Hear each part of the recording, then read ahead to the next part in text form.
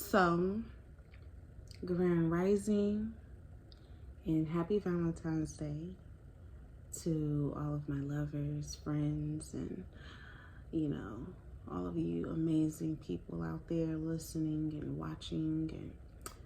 And I hope that this is an amazing day and an amazing week of feeling loved, caring, getting all of the sensual love and desires that you need and that you want. I hope that you get it abundantly and more. Come through with the bountiful blessings. I hope that it rains and pours all over y'all, okay? And I'm gonna just sit here, I'm gonna just say this, because I don't know how to say no other way. Trigger warning. This is going to be that video. This is like this is like a walking trigger. Like, this is going to be one of those. We're going to be touching on rape culture. We're going to be talking about the effects of rape culture mentally, spiritually, emotionally. We're going to be diving into forgiveness and grief, and more so surrounding me and my story and where I'm at in my life right today, and how I've gotten to this particular place and to this moment to talk about it in this particular way, or to even wanting to share about it and everything like that. So we're going to be touching on that. We're going to be talking about sexual pleasures and sexual desires versus sexual violence. We're gonna be touching about, like, in this episode, when you hear and when I say rape culture, just anything that you can possibly think of that may or may not trigger you. Like, this is that video. So I hope that you are ready. I hope that, if it's too early and you need to come back to this, at a later time, maybe tonight, I will say do so. If, you okay to push through, you know what I mean, and try to connect with me or whatever, I'm here for that too, but just rock with me, just roll with me, and we gonna get right into it. So,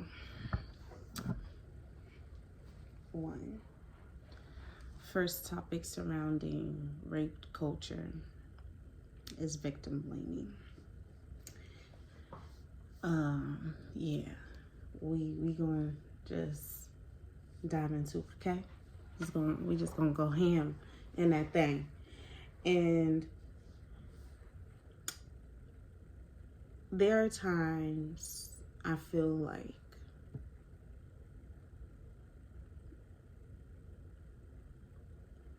when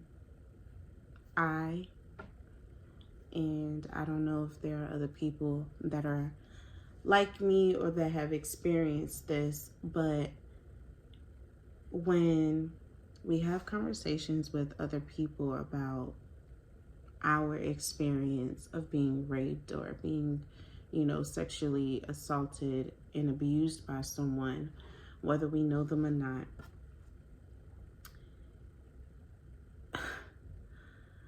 the first thing, just giving some examples, the first thing that is thought of is like, well, why you didn't, say anything? Why you didn't tell me? Who was it? Where were you? What were you doing? Like, what happened? Oh my gosh. And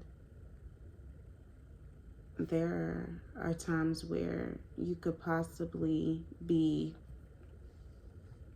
having a conversation with someone and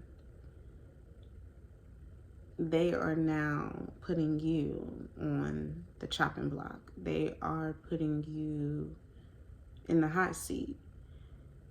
Granted, they want to know the events that has taken place and how it got to that moment, and they do want to figure out why you now feel unsafe, to talk about it, or just, it can be not wanting to talk about it at all, or it could be, not talking about it to them. In a sense, it can, if it sounds selfish, then that's more than likely what it is. And we have to show this is a message for the people that has not experienced it, but they know someone that has experienced it. This message is for the family, the loved ones that know of a situation that has taken place and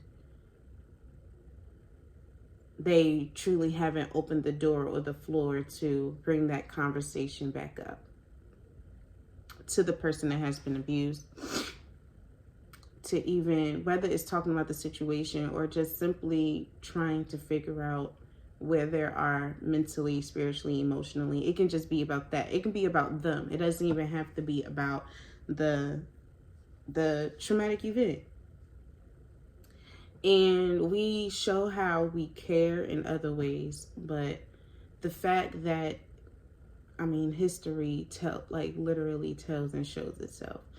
If it's common and known that rape is coming from the topic is rape and sexual abuse, sexual assault, sexual trauma, it's all of these things, and it's common or it's known to man to not talk about it because of how shameful, the regret, the guilt, and everything that comes with that, how it's this big, dark cloud. You may want to show a lot more grace, show a lot more compassion, be patient. It's not about you. Not unless you make it, it's not about you until you make it about you. It's truly being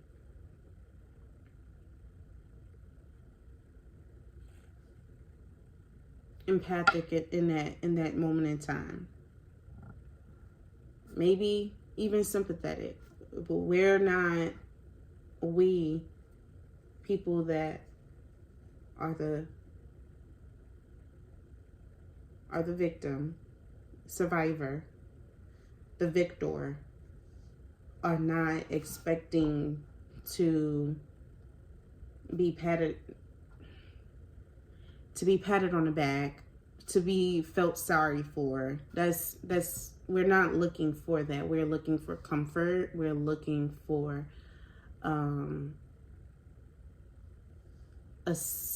we're looking for a particular space to lay our head, to be able to cry it out, to get through it, to process exactly the events that has taken place.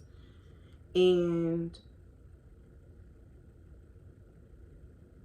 I think the history of silence is a part of rape culture as well, because there can be certain things that we know about, like just looking through, paying attention to society, listening to our co-workers, or listening to our friends or family talk about certain people, or how they attract certain people, or what it is that they're saying, acquaintances, whomever it is.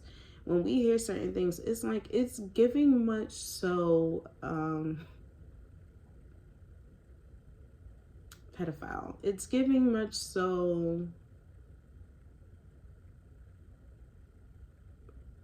very, very pervert. It's giving perverse. It's giving all of the things that is like ill, but you're not saying ill. You just like, let's revisit that at a different time. Let's change the subject. It's giving much so like, you 40, bro. You 37, bro. And she like 18. It's giving much so you're almost the dad and you're not a dad. Or even mom. It's giving you're a mom and you're whatever, you know? And this is going both ways. This is not a situation. This is not this particular space where I am pinpointing it on one person. That is it is known for men to experience these sexual traumas as well. They don't talk about it possibly at all. Reports, none, you know? And it's not until they are very much so older to where they're actually saying, you know, this has happened to me, and I mentioned this, we don't talk about it in the home, but a lot more incidents happen in the comfort of your home than it does outside. And a lot of people experience it firsthand. A lot of people experience their first sexual intimate encounter with the same or opposite sex more so in the household than they do outside of the home, or with the stranger, or with their boyfriend, or with their husband. And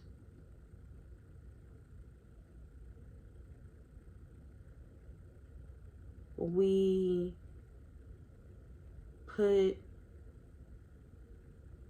so much energy into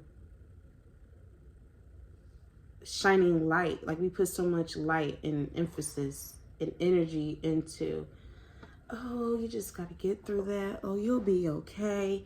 You got this.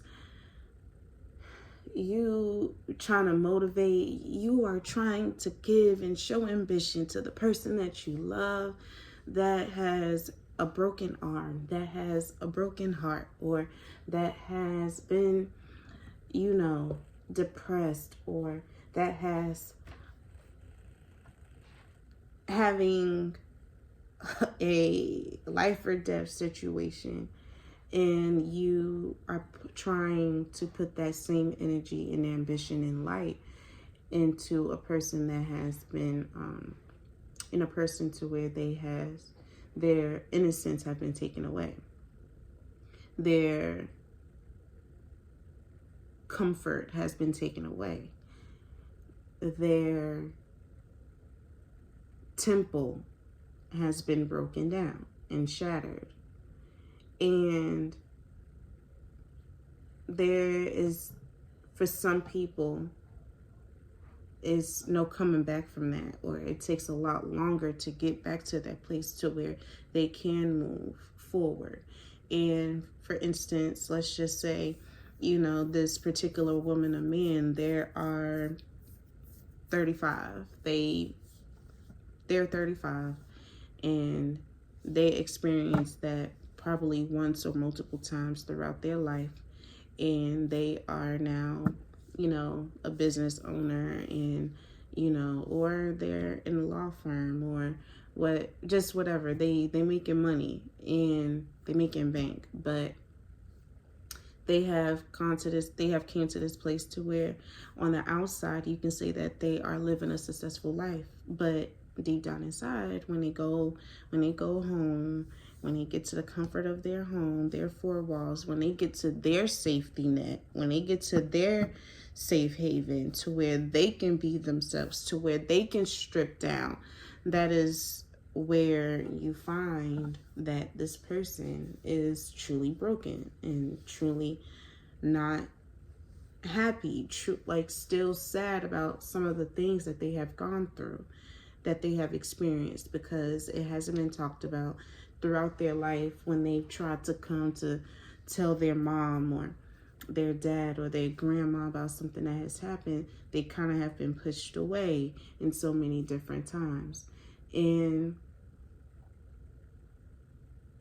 they have not been able to come back from that. They came back from that having to disassociate themselves from their family, or they had to isolate themselves to where they had to, like, in a way, it gave them an unhealthy drive. And why I say it's an unhealthy drive is because now you are stressing your entire body and your brain too. And you are now you're restructuring your body and your mind to believe that every time you come across an event that, or a traumatic situation, the only way that you're able to get through or to get by this is if you work yourself to death. Is if you literally distract yourself from mentally and emotionally. You distract yourself from connecting with people. Because of the attachment that you had, with whomever during that time. And in order for you to focus, you have to drown yourself at work. You have to stare at the computer for hours. You have to, play the game for hours because you are not socializing with anyone else. You are not connecting with anyone else. And you have kind of remolded yourself to be comfortable with this. And on one end, it's like, yes, you have this drive to get things done, but now you are literally stressing yourself out. And now you're wondering why you are stressed out and why you are tired, why you are unhealthy, why you can't see. You can see, but your eyes is getting bad. Like, it's different things like that that has caused you to be in this particular place to where it's a drive for you to get things done, for you to be comfortable, for you to be happy and at peace. The root is literally just that you have not truly been healed from this particular. You have not been able to heal. You have not been able to process. You have not been able to grieve. You probably still, if not, have forgiven yourself or the person that has done this event to you. 2013, well, I'm gonna pause. So I am a victor of multiple sexual encounters, and one of them being me being raped. The other 3 events that have taken place from the time of me being 4 up until at least 19 has been being molested, groped on, touched on, and harassed. So sexually, like being molested, being touched on, and being harassed sexually, vocally and verbally, just by different people. And this particular event that I'm talking about is me being raped by 2 guys who were, we will say, mutual acquaintances to a acquaintance of mine during that time. And I was a sophomore in college at the time, and I was turning 21, I believe, that year.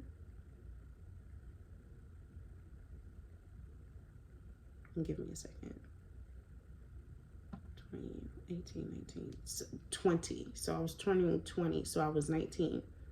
Yeah, I was 19. Sophomore. Dang, I am old. Anyways, I was 19 that year. And this was during this time. Well, I'll say winter time. So it was the end of January.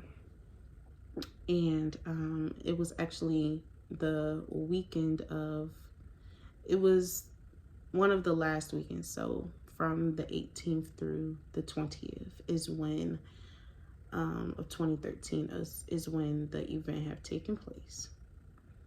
And I was raped by 2 guys. And just backstory, I was very active, a part of dance companies, poetry groups here where I live at. You know, I was very active in the community, in the, you know, local artistry world, in the cultural world, and dancing, performing, acting, all of that with different companies, and trying to pretty much, you know, just find different outlets to where, you know, I can have different, you know, activities at the time. And when that had taken place,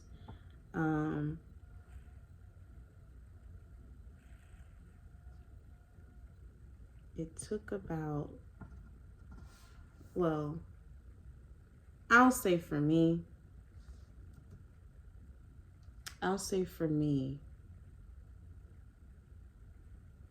I don't know then. I don't know if I was probably ever going to say anything, but I knew that one day that I will be able to like share exactly what has happened to me and where and what I've gone through, what I've experienced and everything like that. But I wanted to feel like I was in a comfortable space. I wanted to, for me, like me breaking down, me being analytical, me breaking down this traumatic event that has happened to me. I'm like, I know that today I'm not ready to talk about what has happened, but I know that probably in the next few years I probably will be. And yeah, I'm the type of person, and I'm still like this to this day, I don't like to be forced to do anything. If I'm not ready, I'm not ready. And then if I'm in some type of way, and this is unhealthy too, especially when you're dealing with other people that is truly not, that is indirectly affected by the event that has taken place by you, or they really don't have like the knowledge of what it is that you have gone through. For some reason, I feel like even if you was going through therapy, you know what I mean? And I'm not taking therapy away from this particular healing journey, because it definitely helps. I am going to say that it can definitely help. You can feel like, in a way, you're kind of being manipulated. Your mind is changing about what comfort and healing and what telling your story or your testimony should be like, but you're not ready yet. And when you're not ready yet, you can feel like, when you know that when you know for you're not ready yet, but you're constantly being told this can help other people, or you need to share, or you need to put this out there, that can become unhealthy. When we can kind of, we can kind of sense that some of these things, it's like not intentional, you know what I mean? But when we reflect on it, it's like, dag, like I wish I was given a chance, you know? And that's how that's what it was for me. I felt like I was not given a chance to in the beginning, I'll say that I wasn't given the tools and I wasn't given the proper tools and, that kind of energy to really, process what it was that I was going through at the time. I felt like I kind of was thrown into the wolves. And I say that because when it was like after sharing, if you're a Christian and you grew up Baptist, or it can be any type of denomination, really. They have altar call or whatever, and you have different people, like in the morning before service, not even before service is about to start, it's like right after altar call or before it, where you have different people giving their testimonies. And they talking about how they done been out in the streets, child, and you got your mothers and your father, the mothers of the church and the deacons and deaconesses talking about how, and they done been on drugs, and they done, abused alcohol and this, that, and the third, and how they've been on the street and just been out here, and God saved their life and changed them and turned their lives around and everything. And you get asked to go up there or whatever and to talk about how, you got raped and you felt like, I can remember it to this day. So I felt like I gave a speech, but I also felt like I was extremely nervous. I felt like I wasn't hiding who I was, but I felt like there are certain pieces of me that I did have to hide from the church or from my family or just from the people that have known. And I felt alone. And I felt alone after me being raped. I kind of felt alone the entire time of me and child going to therapy, trying to go back to school. Like it was a roller coaster. It was a mess. It was tragic. It was child through. And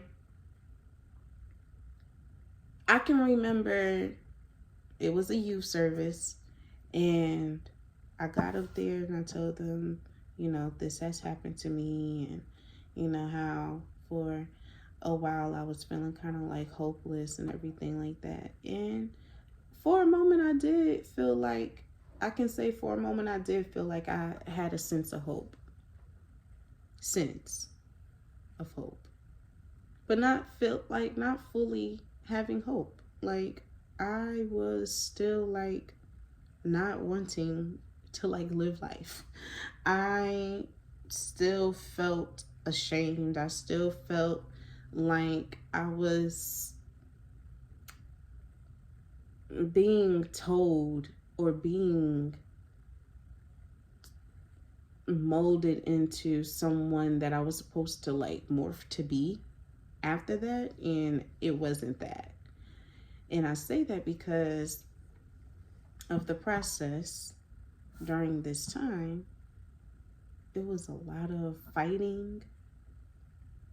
It was a lot of arguing. I remember a lot of arguing. It was a lot, probably not even arguing. It probably was just like, you need to do this. This is how you need to do it. This is what you need to say. This is what it's going to be like. Pretty much, it was that. And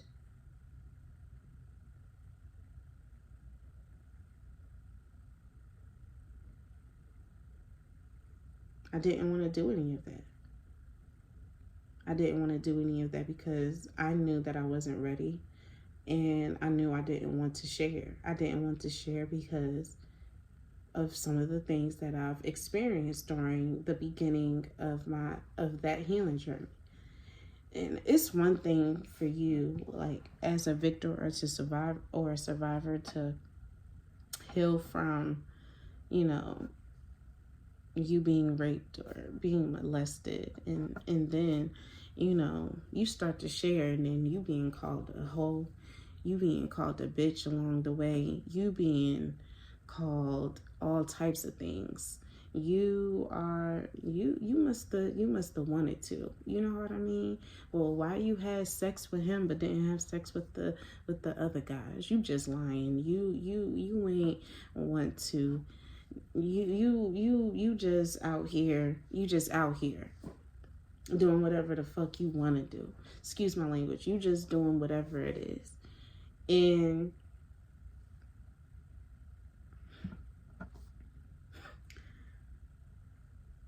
that's when I started to feel like this is not it. This is some BS. And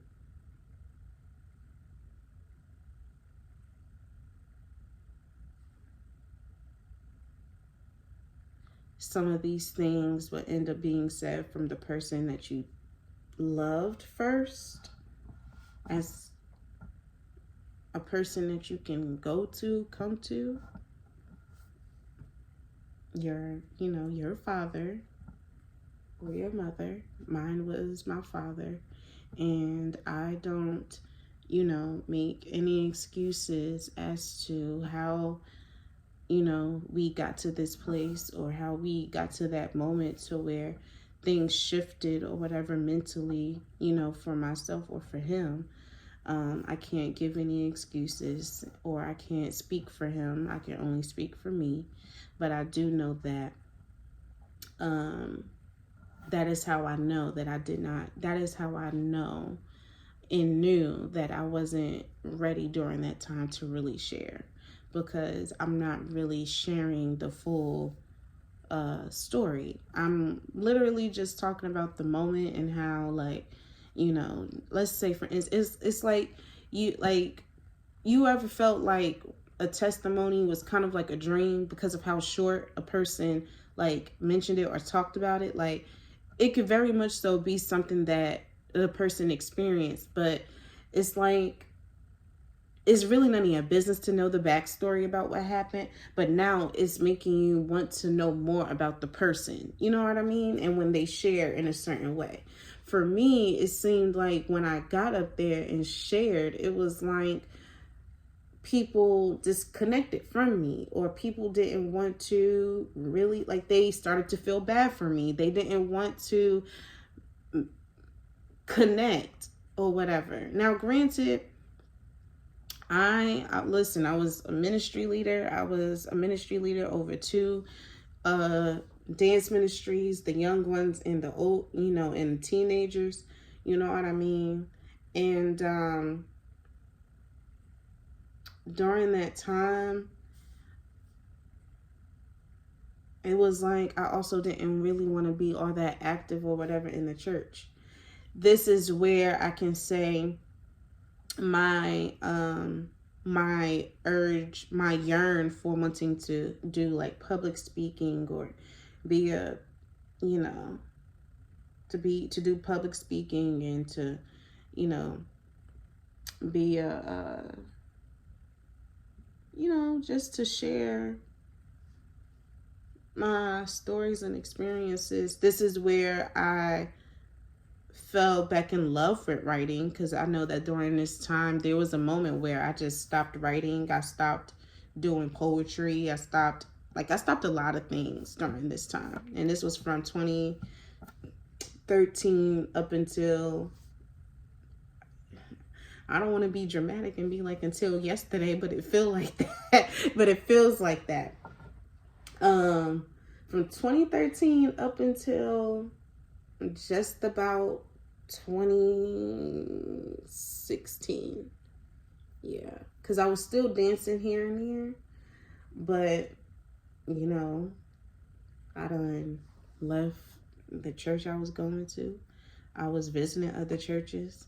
I was going to service at home before for a little minute. I was going to service before COVID even hit online. Okay.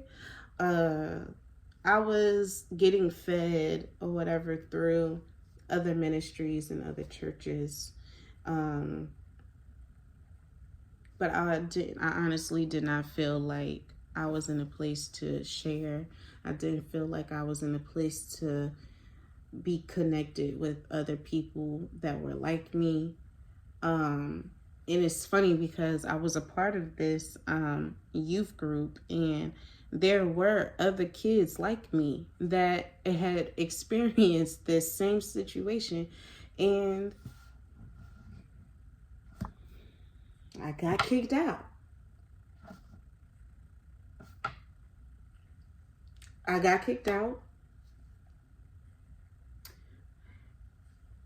Was I kicked out or was I asked to exit left? So nonetheless, I still wasn't a part of this youth group. After it came out that this had happened to me, I wasn't a part of the youth group. Like, and that's what I mean. Like, it just seemed like a lot of people in a lot of situations, a lot of people that was in my life or whatever at that time, like they were literally dropping like flies. So on one end, right, like for you as this person that has been abused, this, you know, you are now, like, you're not thinking that you're a survivor. You're not thinking that you're a victor at this point. You are thinking like you are just at this point unworthy and nasty, and don't nobody want to, like, nobody want to mess with you, F with you. Nobody don't want to be in your corner, whatever, because all you see is you getting kicked out left and right. You are being taken out of positions and places, not knowing that maybe God is trying to transition you through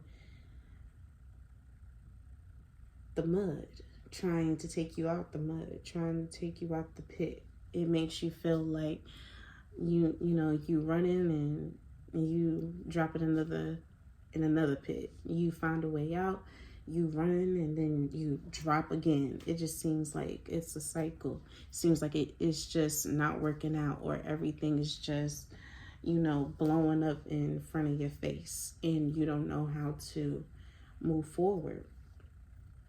And that's where, like, all of the shame, that's where, that grieving process for me felt like it was becoming a hindrance. And that's where that during that time was where I felt like being forced to share was a part of me, but I wasn't there yet. And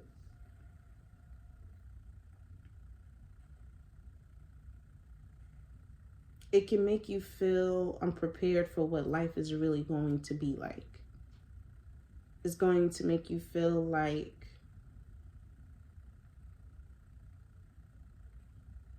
intentions, and this can be for yourself and from the other person, that has been indirectly affected by this particular, event, that it can seem like intentions are all over the place, like true intentions. Like, you don't know what your intentions are because you don't even know, like, where you're at yet with all of this that you just experienced. And then it's like somebody is like coaching you and molding you to be being prepared for something totally else. And it could very much so be that in a way it was to them coaching you to be prepared or ready for whatever was to really, like, help them not look at you in a particular way, or to take away from what it may look like to them when you do share, because they are very much so now a part of the story. Didn't think about that years ago until I just said it. See how healing and talking about it works. See how, like, reflecting and I think I want to put a pin on that. Yeah. I'm gonna put a pin on that, and we are going to get into, yeah, some other stuff in part 2.